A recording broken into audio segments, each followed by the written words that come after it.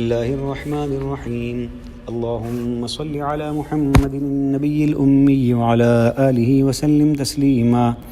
معجزات نبوی صلی اللہ علیہ وسلم کا انسائکلوپیڈیا۔ جو باب شروع ہوا تھا رسول اللہ صلی اللہ علیہ وسلم کا اپنے بعد امت کے چند افراد کی طرف اشارہ کرنا کہ لوگ ان کی رہنمائی سے ہدایت پائیں گے، اس میں آج مختلف بزرگوں کے واقعات پڑھے جائیں گے۔ محمد بن کعب القرظی کی طرف رسول اللہ صلی اللہ علیہ وسلم کا اشارہ اور آپ کی یہ نشاندہی کہ وہ قرآن کا مفسر و حافظ ہوگا۔ امام بیہقی رحمۃ اللہ علیہ نے ابو بردہ ظفری سے روایت کی ہے کہ میں نے رسول اللہ صلی اللہ علیہ وسلم کو فرماتے ہوئے سنا، دو کاہنوں میں سے ایک ایسا آدمی ہوگا جو قرآن کو ایسے پڑھے گا کہ اس طرح کوئی شخص اس کے بعد نہ پڑھے گا۔ اور بیہقی رحمۃ اللہ علیہ ہی کی ایک دوسری روایت میں ربیعہ بن ابو عبد الرحمن سے مروی ہے کہ رسول اللہ صلی اللہ علیہ وسلم نے فرمایا، دو کاہنوں میں سے ایک آدمی کو قرآن کا علم ایسے ہوگا جیسے اس کے علاوہ کسی کو نہیں ہوگا۔ راوی کا بیان ہے کہ لوگوں کا خیال تھا کہ وہ محمد بن کعب القرظی ہیں۔ ابو ثابت رحمۃ اللہ علیہ کہتے ہیں کہ دو کاہن قبیلے قریظہ اور نذیر کے تھے، اور عون بن عبداللہ کہتے ہیں کہ میں نے کعب سے زیادہ قرآن کی تفسیر کا علم رکھنے والا کسی دوسرے کو نہیں دیکھا۔ ایک دوسرا واقعہ اور ہے، ایک شب رسول اللہ صلی اللہ علیہ وسلم کا یہ خبر دینا کہ 100 سال کے بعد آپ کا زمانہ گزر جائے گا۔ صحیحین میں ابن عمر رضی اللہ عنہما سے مروی ہے کہ رسول اللہ صلی اللہ علیہ وسلم نے اپنی زندگی کے آخری ایام میں ہمیں ایک رات عشاء کی نماز پڑھائی۔ جب سلام پھیر چکے تو کھڑے ہوئے اور فرمایا، اس رات کے بارے میں تمہارا کیا خیال ہے؟ اب سے لے کر 100 سال کے ختم ہونے پر جتنے لوگ اس وقت زمین پر ہیں ان میں سے کوئی باقی نہ رہے گا۔ ابن عمر کہتے ہیں کہ لوگوں نے رسول اللہ صلی اللہ علیہ وسلم کا کلام سمجھنے میں غلطی کی اور 100 سال کی نسبت کچھ اور کہنے لگے۔ بعض نے سمجھا کہ 100 برس کے بعد قیامت آ جائے گی، حالانکہ آپ صلی اللہ علیہ وسلم نے فرمایا تھا، آج جو لوگ ہیں زمین پر بس رہے ہیں ان میں سے کوئی باقی نہ رہے گا۔ آپ صلی اللہ علیہ وسلم کا مطلب یہ تھا کہ 100 برس میں یہ قرن یعنی صدی گزر جائے گا۔ اور امام مسلم رحمۃ اللہ علیہ نے جابر بن عبداللہ رضی اللہ عنہما سے روایت کی ہے کہ میں نے رسول اللہ صلی اللہ علیہ وسلم کی موت سے 1 ماہ قبل آپ کو یہ فرماتے ہوئے سنا، تم مجھ سے قیامت کے بارے میں سوال کرتے ہو، حالانکہ اس کا علم صرف اللہ کے پاس ہے۔ میں اللہ کی قسم کھاتا ہوں کہ کوئی جان ایسی نہیں جس پر 100 سال مکمل ہوں، یعنی وہ مر جائے گا۔ ایک دوسری روایت میں ہے کہ آج کے دن جو جان ہے اس پر 100 برس نہ گزریں گے کہ وہ مر جائے گا۔ اس حدیث سے اور اس طرح کی دیگر احادیث سے ان ائمہ کرام نے حجت پکڑی ہے جنہوں نے کہا کہ خضرہ بھی زندہ نہیں ہے، خضر ابھی زندہ نہیں ہے، اور یہ نص صریح ہے، یعنی صراحت کے ساتھ ہے کہ 100 سال کے پورا ہونے تک آپ صلی اللہ علیہ وسلم کی خبر کے پیش نظر سب لوگ مر جائیں گے، اور ایسا ہی ہوا۔ ہمیں معلوم نہیں کہ صحابہ کرام میں سے کسی نے اس مدت سے تجاوز کیا ہو، اور اسی طرح تمام لوگ بھی۔ بعض علماء نے اس حکم کو ہر 100 سال پر محمول کیا ہے، جبکہ حدیث کا یہ مفہوم قطعی نہیں ہے، واللہ اعلم۔ ایک اور واقعہ لکھا ہے، عبداللہ بن بسر کی عمر کے متعلق رسول اللہ صلی اللہ علیہ وسلم کی پیشن گوئی۔ امام بیہقی رحمۃ اللہ علیہ عبداللہ بن بسر سے روایت کرتے ہیں کہ رسول اللہ صلی اللہ علیہ وسلم نے میرے سر پر ہاتھ رکھ کر فرمایا، یہ لڑکا 1 صدی زندہ رہے گا۔ راوی کا بیان ہے کہ وہ 100 سال زندہ رہے، اور ایک روایت میں ہے کہ ان کے چہرے میں مسا تھا۔ آپ صلی اللہ علیہ وسلم نے فرمایا، یہ لڑکا نہیں مرے گا جب تک کہ اس کے چہرے سے مسا ختم نہ ہو جائے۔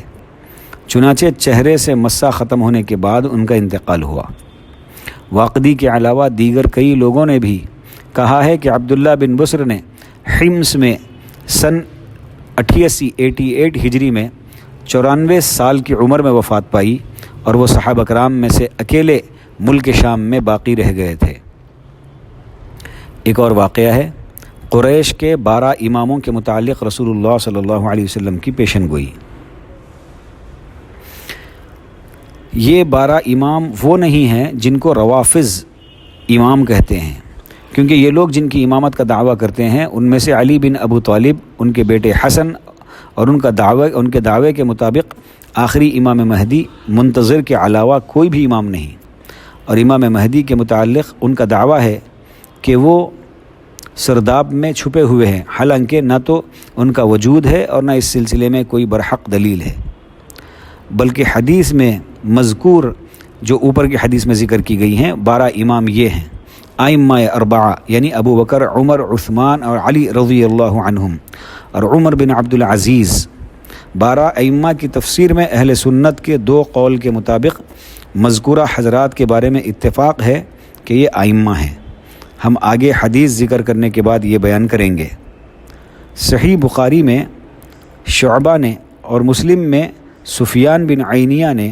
اور ان دونوں نے جابر بن سمورہ سے روایت کی ہے کہ میں نے رسول اللہ صلی اللہ علیہ وسلم کو فرماتے ہوئے سنا کہ 12 خلیفہ ہوں گے۔ پھر آپ نے کوئی کلمہ کہا جسے میں نہیں سن سکا، تو میں نے اپنے باپ سے پوچھا کہ آپ صلی اللہ علیہ وسلم نے آگے کیا فرمایا؟ انہوں نے بتایا کہ آپ صلی اللہ علیہ وسلم نے فرمایا تمام خلیفے قریش سے ہوں گے۔ اور ابو نعیم بن حماد نے کتاب الفتن والملاحم میں عبداللہ بن مسعود رضی اللہ عنہ سے روایت کی ہے کہ رسول اللہ صلی اللہ علیہ وسلم نے فرمایا میرے بعد اصحاب موسیٰ کے برابر خلفاء ہوں گے۔ عبداللہ بن عمر، حذیفہ، ابن عباس اور کعب احبار رضی اللہ عنہم وغیرہم سے ایسے ہی مروی ہے۔ اور ابو داود نے جابر بن سمورہ سے روایت کی ہے کہ میں نے رسول اللہ صلی اللہ علیہ وسلم کو فرماتے ہوئے سنا یہ دین ایسے ہی قائم رہے گا یہاں تک کہ تم پر 12 خلیفہ حکمرانی کریں گے اور ہر خلیفہ سے امت متفق ہوگی۔ نیز میں نے نبی کریم صلی اللہ علیہ وسلم سے ایک کلمہ سنا جس کو میں نہیں سمجھ سکا، اس لیے اپنے باپ سے پوچھا کہ آپ صلی اللہ علیہ وسلم نے آگے کیا فرمایا؟ انہوں نے جواب دیا کہ آپ صلی اللہ علیہ وسلم نے فرمایا کہ سب قریش سے ہوں گے۔ نیز ابو داود نے جابر بن سمورہ ہی سے روایت کی ہے کہ رسول اللہ صلی اللہ علیہ وسلم نے فرمایا یہ امت برابر حق پر قائم رہے گی اور اپنے دشمنوں پر غالب رہے گی یہاں تک کہ 12 خلیفہ گزر جائیں، وہ سب قریش سے ہوں گے۔ یہ فرما کر جب آپ صلی اللہ علیہ وسلم اپنے گھر واپس آ گئے تو قریش کے لوگ آپ کے پاس آئے اور پوچھا کہ اس کے بعد کیا ہوگا؟ آپ صلی اللہ علیہ وسلم نے فرمایا کہ پھر قتل ہوگا، یعنی ناحق خون اور فساد کا ہنگامہ ہو جائے گا۔ امام بیہقی رحمۃ اللہ علیہ کہتے ہیں کہ پہلی روایت میں عدد کا بیان ہے، دوسری روایت میں عدد سے کیا مراد ہے اس کا بیان ہے، اور تیسری روایت میں قتل و غارت گری کے وقوع کا بیان ہے۔ یہ تعداد صفت مذکورہ کے ساتھ ولید بن یزید بن عبد الملک کے زمانے تک پائی گئی، پھر قتل و غارت گری اور عظیم فتنے پیدا ہوئے جیسا کہ اس آخری روایت میں خبر دی گئی ہے۔ پھر عباسیہ کا بادشاہ ظاہر ہوا، اور حدیث میں مذکورہ صفت سے ہٹ کر دیکھا جائے یا قتل و غارت گری کے وقوع کے بعد انہیں گنا جائے تو پھر تعداد میں وہ لوگ بڑھ جائیں گے، جبکہ نبی کریم صلی اللہ علیہ وسلم نے فرمایا ہے یہ خلافت ہمیشہ قریش میں رہے گی جب تک قریش کے 2 آدمی بھی باقی رہیں گے۔ اور صحیح بخاری میں معاویہ بن ابو سفیان سے مروی ہے کہ رسول اللہ صلی اللہ علیہ وسلم نے فرمایا یہ امر یعنی خلافت اور سرداری قریش میں رہے گی جب تک وہ دین اور شریعت کو قائم رکھیں گے، اور جو کوئی ان قریشی خلیفوں سے دشمنی رکھے گا اللہ اس کو اوندھے منہ جہنم میں گرائے گا۔ امام بیہقی رحمۃ اللہ علیہ کہتے ہیں یعنی احکام و حدود کو قائم رکھیں گے خواہ وہ اپنے ذاتی اعمال میں سستی کریں۔ پھر انہوں نے بقیہ حدیث کو بیان کیا، واللہ عالم۔ امام بیہقی رحمۃ اللہ علیہ کا یہی مسلک ہے کہ 12 خلفاء سے مراد وہی ہیں جو اس حدیث میں ذکر کیے گئے ہیں، اور ایک جماعت نے ان کی موافقت کی ہے، اور ان خلفاء کا سلسلہ ولید بن یزید بن عبد الملک فاسق تک ہے، جس کی مذمت اور وعید میں ایک حدیث وارد ہوئی ہے، اور اس حدیث کی صحت میں اشکال ہے، لیکن ہمارے اندازے کے مطابق ولید بن یزید تک خلفاء کی تعداد 12 سے بڑھ جاتی ہے۔ اس کی دلیل یہ ہے کہ 4 خلفاء اربعہ یعنی ابو بکر، عمر، عثمان اور علی رضی اللہ عنہم، جن کی خلافت سفینہ کی اس حدیث سے صراحتاً ثابت ہے کہ خلافت 30 سال ہے۔ پھر ان کے بعد حسن بن علی، جیسا کہ ان کی خلافت قائم ہوئی کیونکہ علی رضی اللہ عنہ نے ان کو خلافت کی وصیت کی تھی۔ پھر اہل عراق نے ان پر بیعت کیا اور ان کے ساتھ اہل شام سے قتال کرنے کے لیے روانہ ہوئے۔ پھر حسن اور معاویہ رضی اللہ عنہما نے صلح کر لیا، جیسا کہ اس پر ابو بکرہ کی حدیث دلالت کرتی ہے جس کو امام بخاری نے روایت کیا۔ پھر معاویہ رضی اللہ عنہ خلیفہ بنے، پھر ان کا لڑکا یزید بن معاویہ، پھر اس کا بیٹا معاویہ بن یزید، پھر مروان بن حکم اور اس کا بیٹا عبد الملک بن مروان، پھر اس کا بیٹا ولید بن عبد الملک، پھر سلیمان بن عبد الملک، پھر عمر بن عبد العزیز، پھر یزید بن عبد الملک، پھر ہشام بن عبد الملک۔ اس طرح سے ان کی تعداد 15 ہو گئی۔ پھر اس کے بعد ولید بن یزید بن عبد الملک خلیفہ ہوا۔ اگر ہم عبد الملک سے قبل ابن زبیر کی ولایت کا اعتبار کریں تو یہ تعداد 16 تک جا پہنچتی ہے، جبکہ عمر بن عبد العزیز سے قبل تک 12 خلیفہ ہوتے ہیں۔ چنانچہ امام بیہقی اور ان کی موافقت کرنے والے اس گنتی میں یزید بن عبد الملک کو داخل کرتے ہیں اور ان میں سے عمر بن عبد العزیز کو خارج کر دیتے ہیں، جن کے شکر و مدح پر علماء متفق ہے اور اہل علم نے ان کا شمار خلفائے راشدین میں کیا ہے۔ لوگ ان کے عدل و انصاف کے معترف ہیں اور ان کا زمانہ عدل و انصاف کا پرتو تھا، حتیٰ کہ روافض بھی اس کا اعتراف کرتے ہیں۔ اگر امام بیہقی یہ کہیں کہ میں اس سلسلے میں اسی خلیفہ کا اعتبار کروں گا جس پر امت متفق ہوئی، تو اس قول کے مطابق ان پر ضروری ہے کہ وہ علی بن ابی طالب اور ان کے بیٹے حسن رضی اللہ عنہما کو ان 12 خلفاء میں شمار نہ کریں، کیونکہ تمام لوگ ان دونوں پر بھی متفق نہ ہوئے تھے۔ علاوہ ازیں اہل شام نے ان سے بیعت نہیں کیا تھا۔ ایسی صورت میں معاویہ، یزید بن معاویہ اور اس کے بیٹے معاویہ بن یزید کا شمار کریں، لیکن مروان اور ابن زمیر کو شمار نہیں کیا جا سکتا کیونکہ ان دونوں پر بھی امت متفق نہیں ہوئی تھی۔ چنانچہ ان کے قول کے مطابق گنتی یوں ہوگی: ابو بکر، عمر، عثمان، معاویہ، عبد الملک، ولید، سلیمان، عمر بن عبد العزیز، یزید اور ہشام، یہ 10 آدمی ہوئے۔ پھر ان کے بعد ولید بن یزید بن عبد الملک الفاسق، لیکن اس طریقے کو اختیار کرنا ممکن نہیں کیونکہ ایسی صورت میں علی اور ان کے بیٹے حسن رضی اللہ عنہما کو ان 12 خلفاء میں سے نکالنا لازم آتا ہے، اور یہ موقف اہل سنت کے خلاف بھی ہے، بلکہ شیعہ بھی اس سے متفق نہیں۔ پھر یہ رائے نص صریح یعنی حدیث سفینہ کے خلاف بھی ہے، جس میں آیا ہے کہ رسول اللہ صلی اللہ علیہ وسلم نے فرمایا میرے بعد خلافت 30 سال ہوگی، پھر اس کے بعد منافسہ والی ملوکیت ہوگی۔ اور سفینہ نے ان 30 سالوں کی خلافت کو بہت تفصیل سے بیان کیا ہے اور انہیں خلافت اربعہ سے جمع کیا ہے، اور ہم نے حسن رضی اللہ عنہ کی خلافت کو بیان کیا ہے جو تقریباً 6 ماہ تھی، پھر حکومت معاویہ کی طرف منتقل ہو گئی کیونکہ حسن بن علی نے زمام حکومت معاویہ کے حوالے کر دیا، اور اس حدیث میں معاویہ کو خلیفہ کہنے کی ممانعت آئی ہے، اور اس حدیث میں بیان ہے کہ خلافت 30 سالوں کے بعد مطلقاً منقطع نہیں ہوگی بلکہ اس کا تسلسل منقطع ہو سکتا ہے،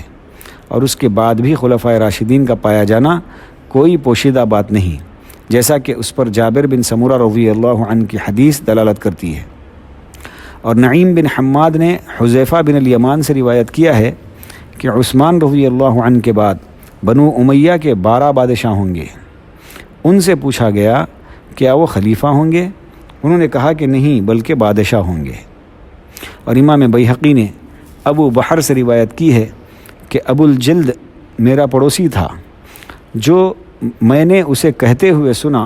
اور وہ اس قول پر قسم کھاتا تھا کہ یہ امت ہلاک نہیں ہوگی جب تک کہ اس میں 12 خلیفہ نہ ہوں۔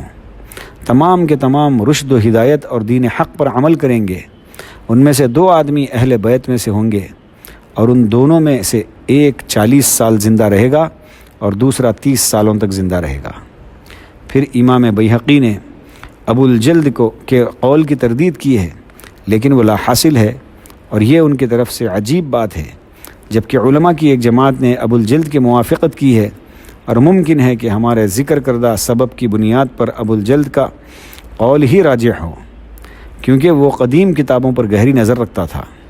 اور اہل کتاب کے پاس جو تورات ہے اس میں ایک بات مذکور ہے جس کے معنی یہ ہیں کہ اللہ تعالیٰ نے ابراہیم علیہ السلام کو اسماعیل علیہ السلام کی بشارت دی،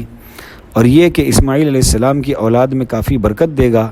اور ان کی ذریت میں 12 عظیم لوگوں کو پیدا کرے گا۔ ہمارے شیخ علامہ ابو العباس ابن تیمیہ نے کہا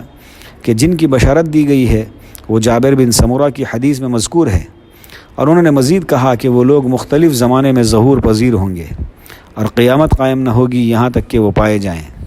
اور یہودیوں میں سے جو لوگ اسلام قبول کیے ان میں سے اکثر لوگ غلط فہمی میں مبتلا ہو گئے، انہوں نے گمان کیا کہ وہ وہی لوگ ہیں جن کا رافضی دعویٰ کرتے ہیں، چنانچہ انہوں نے ان کی اتباع کر لی۔ اور نعیم بن حماد نے کعب سے روایت کی ہے کہ اللہ تعالیٰ نے اسماعیل علیہ السلام کو ان کی صلب سے 12 خلفاء عنایت کیا، ان تمام میں افضل ابو بکر، عمر اور عثمان رضی اللہ عنہ ہیں۔ اور یہ بھی روایت ہے کہ یحییٰ بن عمر شیبانی نے کہا